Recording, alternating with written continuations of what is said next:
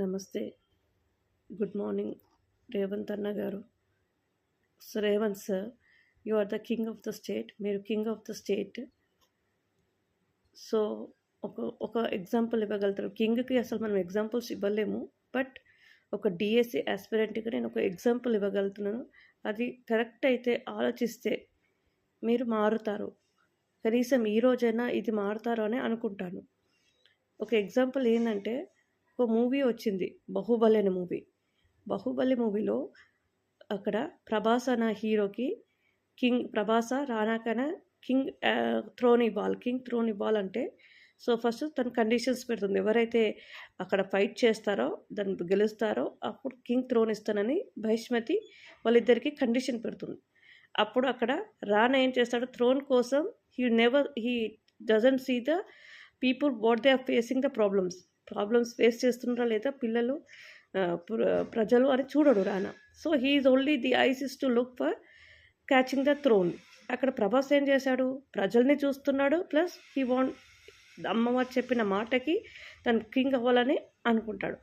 So అక్కడ మీరు ఆలోచించండి రేవంత్ రెడ్డి గారు, మీరు కింగ్ ఆఫ్ ద స్టేట్, మీరు బాహుబలి అని నేను ఇప్పటికీ అనుకుంటున్నాను. మీరు బాహుబలి లాగానే ఆలోచిస్తారు, ప్రభాస్ లాగానే ఆలోచిస్తారని అనుకుంటాము.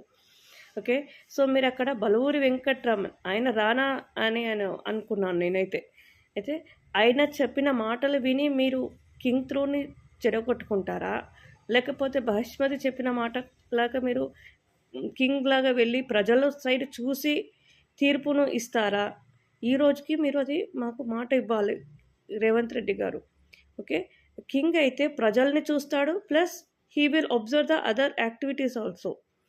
అదర్ యాక్టివిటీస్ అంటే అదర్ అడ్మినిస్ట్రేషన్స్ కూడా చూస్తాడు.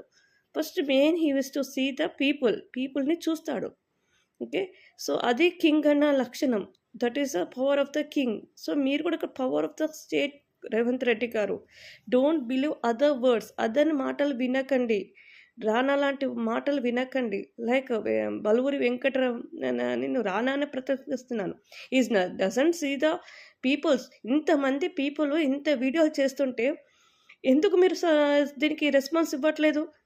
ఒక డిఎస్సి ఆస్పిరెంట్గా మేము ఎంత బాధపడుతున్నాం. I came from the hospital. నేను హాస్పిటల్ నుంచి ఒక 15 days అయిందండి రీఛార్జ్ అయ్యి. ఒక ఎగ్జామ్ అటెండ్ చేసి ఒక గవర్నమెంట్ జాబ్ సంపాదించుకునే టైంలో ఎన్నో వస్తాయి, ఒక హాస్పిటల్స్ ఎన్నో ఉంటాయి ఒక లేడీస్కి అనేది. మేము అది మీకు చెప్పట్లేము, మా ప్రాబ్లమ్స్ హాస్పిటల్ ఉన్నామా అవన్నీ ఏం చెప్పట్లేము. జస్ట్ యూఆర్ గివింగ్ టెట్ తర్వాత కొన్ని డేస్ టైం ఇస్తే ఆ తర్వాత ఎట్లా ప్రిపేర్ అవుతాము ప్రిపరేషన్కి. We're not facing him to give the jobs. మీకు ఉన్న దాంట్లోనే ఒక 1 month 15 days అట్లీస్ట్ 15 days ఉన్న డేట్స్ని కొంచెం ముందుకు జరపండి. అక్కడ గ్రూప్ 2 ఉన్న ప్లేస్లో గ్రూప్ 2 ఉన్న ఎగ్జామ్స్ డేట్లో పెట్టండి కనీసం. But this is the not good.